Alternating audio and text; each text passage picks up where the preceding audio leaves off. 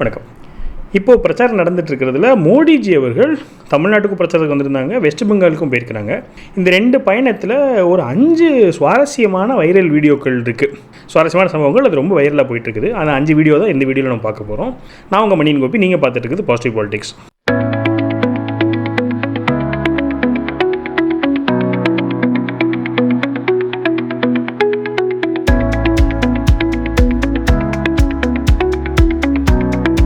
முதல் வீடியோ வந்து ஒரு வெஸ்ட் பெங்காலில் தெருவோரத்தில் இருக்கிற ஒரு பொறிக்கடைன்னு நினைக்கிறேன். அது ஏதோ ஒரு பேர் சொல்கிறாங்க.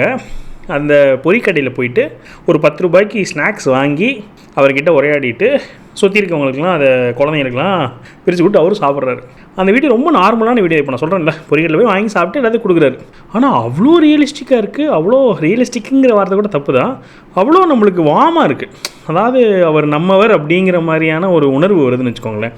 ஏன்னா இப்போ எலெக்ஷன் கேம்பெயின் நடக்கும்போது எல்லோரும் ஆளாளுக்கு கேம்பெயின் பண்ணும்போது தோசை சுடுறேன், அப்புறம் வந்து எல்லாம் பண்ணுறேன், என்னவோ பண்ணிகிட்ருக்கேன், எல்லோரும் பண்ணுறாங்க. ஆனால் இவர் பண்ணும்போது என்னமோ தெரியல, எனக்கு இது ஒரு நாடகம் மாதிரியோ இல்லாட்டி ஒரு ஜூம்லாம் சொல்லலாம், அந்த மாதிரிலாம் எதுவுமே இல்லை. நிஜமாக ஒரு பெரியவர், ஒரு சங்க பிரச்சாரக். ஆக்சுவலி எனக்கு என்ன ஃபீல் வந்துச்சுன்னா, சங்க பிரச்சாரக் எப்படி போயிட்டு சகஜமாக எல்லார்ட்டையும் பழகிட்டு ஒரு சம்பர்க்க பண்ணுவாங்களோ, அதாவது எல்லார்ட்டையும் பழக்கம் வைப்பாங்களோ, அவர்கிட்ட எப்படி பேசுவாரோ அந்த மாதிரி பேசிட்டு அந்த வீடியோ பார்த்தாலே தெரியும், நம்மளுக்கு தெரியும் அது நடிப்பு இல்லை, ஒரு ஷோ ஆஃப் இல்லை. ஆக்சுவலி உள்ள ஒரு கேமரா இருக்குது, வெளியே ஒரு கேமரா இருக்குது, எல்லோரும் கேமரா எடுத்துகிட்டு இருக்காங்க. கடைக்குள்ளேயே ஒருத்தர் கேமராவோட உட்காந்துருக்காரு. அது ஒரு பெரிய ஒரு சர்ச்சை ஆக்கிட்டாங்க. என்ன சர்ச்சை ஆக்கினாங்கன்னு சொன்னால், இவர் வந்து எதிர்ச்சியெல்லாம் போகல, முன்னாடியே ஒரு கேமராமேனை உட்கார வச்சு ஸ்டேஜ்டுன்னு சொன்னாங்க, பேசிகிட்டு இருக்காங்கன்னு வச்சுக்கோங்களேன். ஆனால் அஃப்கோர்ஸ் மோடிஜி வராருன்னு சொன்னால் சுற்றி அவ்வளோ தூரம் எல்லோரும் இருப்பாங்க. அவர் எங்கே போகிறான்ற அந்த டேரெக்ஷனை பார்த்து குடு ஓடி போய் எடுப்பாங்க. என்ன வேணால் சொல்லிட்டு போட்டோம், ஸ்டேஜாக கூட இருந்துட்டு போட்டோம். அந்த வீடியோ பார்க்கும்போது ஒரு வார்ம்னஸ், நம்மளுக்கு நம்ம மோடிஜி அப்படின்னு ஒரு ஃபீல் கிடைச்சிது. எனக்கு ரொம்ப ஃபீல் ஆச்சு. நிறைய பேர் பார்க்காம விட்டுருப்பீங்க, அந்த வீடியோ பார்த்துருங்க. भाई हमें अपना जाल मूली खिलाओ। हाँ, कितने का होता है आपका जाल मूली? आप कितने का इस्तेमाल? नहीं, अच्छे वाला कितने का होता है? 10-20। हाँ, जो भी है बना दो। हाँ, दाल थोड़ी खाएगा? हाँ, खाएंगे, बिल्कुल खाएंगे। तो कितना 10 रुपया देना है? दुकान में आए सर।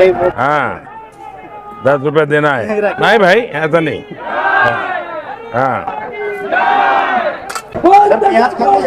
हाँ, आप प्याज खाते हैं, दिमाग नहीं खाते बस।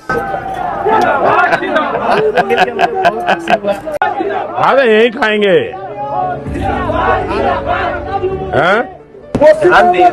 हाँ, जाल ज्यादा है, कोई बात नहीं, ज्यादा है तो ज्यादा खाएंगे।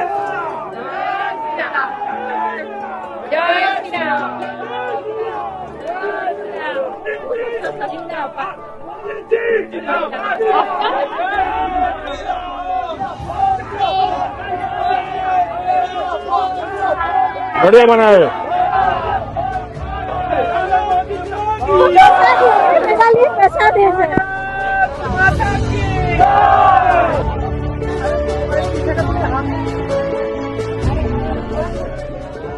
चलो। ரெண்டாவது, தமிழ்நாட்டில் மோடிஜி பிரச்சாரத்துக்கு வரும்போது மேடையில் எல்லாத்தையும் அறிமுகப்படுத்துகிறாரு.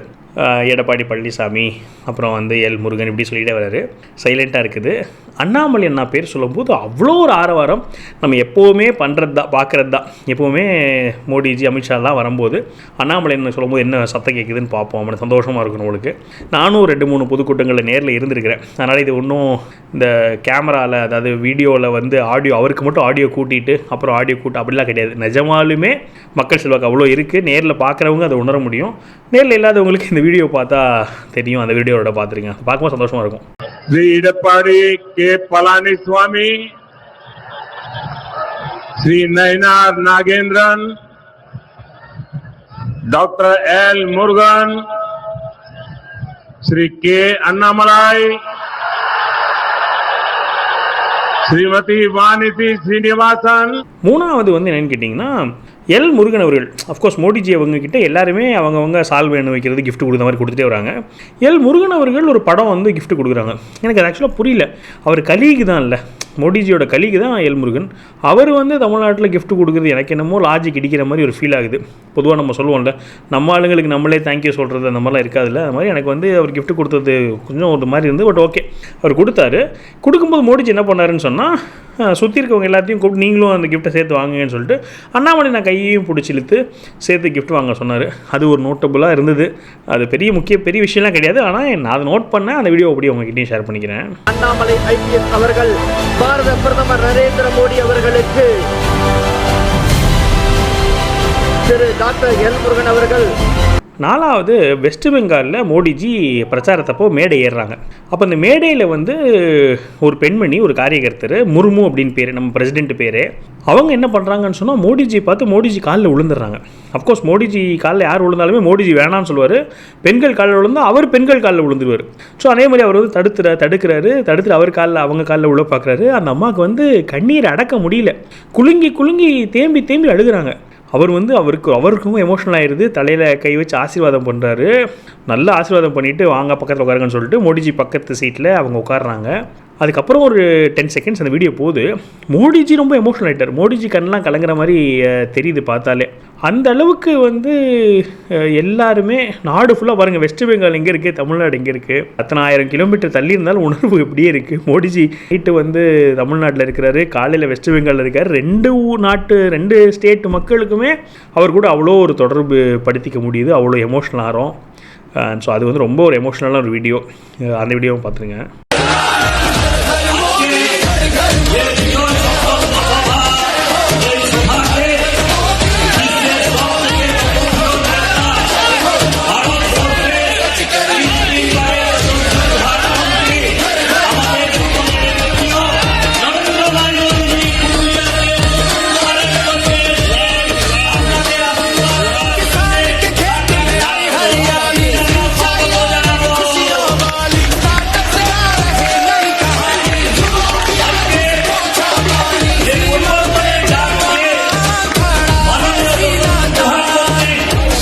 அடுத்ததாக இப்போ நம்ம பார்த்த மாதிரியே ஒரு சம்பவம் தமிழ்நாட்டிலையும் நடந்தது. இந்த அளவுக்கு இல்லை. இதில் என்னன்னு கேட்டிங்கன்னா, மொடக்குறிச்சியோடைய பிஜேபி கேண்டிடேட் கிருத்திகா சிவகுமார் அப்படின்னு சொல்லிட்டு அவங்க ஒரு பதிவு போட்டிருந்தாங்க. இந்த மாதிரி என் வாழ்நாளில் மறக்க முடியாத ஒரு தருணம், மோடிஜி எனக்கு ஆசீர்வாதம் பண்ண தருணம்னு சொல்லி ஒரு பதிவு போட்டிருந்தாங்க.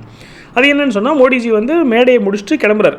அண்ணாமலை உங்களுக்கு கை கொடுக்குறாங்க, எல்லாத்தையும் கை கொடுத்துட்டு மேடை விட்டு கிளம்புறாங்க. எல்லாரும் வணக்கம் சொல்லிட்டே போகிறாங்க. ஆக்சுவலாக அவர் ஃபஸ்ட்டு சர்க்கிள் பண்ணி தான் கை கொடுக்குறாரு. அண்ணாமலை அண்ணா, எடப்பாடி பழனிசாமி அவர்கள், இவங்க எல்லாத்துக்கும் மட்டும் கை கொடுத்துட்டு அப்புறம் பாக்கி இருக்க எல்லாருக்கும் வானதி சீனிவாசன் அவர்கள் ஆரம்பித்து எல்லாத்துக்குமே வணக்கம் தான். அப்படியே வணக்கம் வச்சுட்டு அப்படியே வரிசையாக போயிட்டே இருக்கிறாங்க. நடுவில் இந்த அம்மா நிற்கிறாங்க, கிருத்திகா சிவகுமார். அவங்களுக்கு மட்டும் ஸ்பெஷலாக கையெடுத்து தலையில் வச்சுட்டு போகிறார். உங்களுக்கு பார்த்தாலே தெரியுது அவருக்கு வந்து ஆசீர்வாதம் பண்ணணும்னு தோணுதுன்றது தெரியுது. ஏன்னா அது அப்படியே வணக்கம் வச்சுட்டே கடக்க வேண்டிய ஒரு நிகழ்வு தான். ஆனால் ஸ்பெஷலாக நடுவில் அது எப்படி எனக்கு 2 விஷயம் தோணுச்சு. ஒன்று, பெண்மணிங்கனால ஆசீர்வாதம் பண்ணணும், சின்ன வயசு பெண்ணு அப்படின்னால ஆசீர்வாதம் பண்ணணும் தோணுச்சுங்கிறது ஒன்று. இன்னொன்று, ஏடிஎம்கே கேடர்ஸாக கண்டிப்பாக இருந்தாங்க, ஏடிஎம் கேண்டிடேட்ஸாக இருந்தாங்க. நடுவில் ஒரு பிஜேபி கேண்டிடேட்டு, அதனால் ஆசீர்வாதம் பண்ணணும் தோணுச்சாங்கிறது தெரியல. பட் வாட் எவர், எனக்கு தோணுச்சு இந்த மாதிரி யூ ஆர் பிளெஸ்ட் ஜி, ரொம்ப பெஸ்ட் விஷயம்னு சொல்லிட்டு அந்த அம்மாக்கும் ட்வீட் ரிப்ளை போட்டேன். அந்த வீடியோவும் பாருங்கள். அதுவும் ஒரு மோடிஜி எப்படி ஆசீர்வாதம் பண்ணுறாருங்கிற பார்க்குற அந்த வெஸ்ட் பெங்காலுக்கு ஈக்குவலண்ட்டாக தமிழ்நாட்டில் உள்ள வீடியோ அதுவும் பார்க்கணும்னு நினச்சேன்.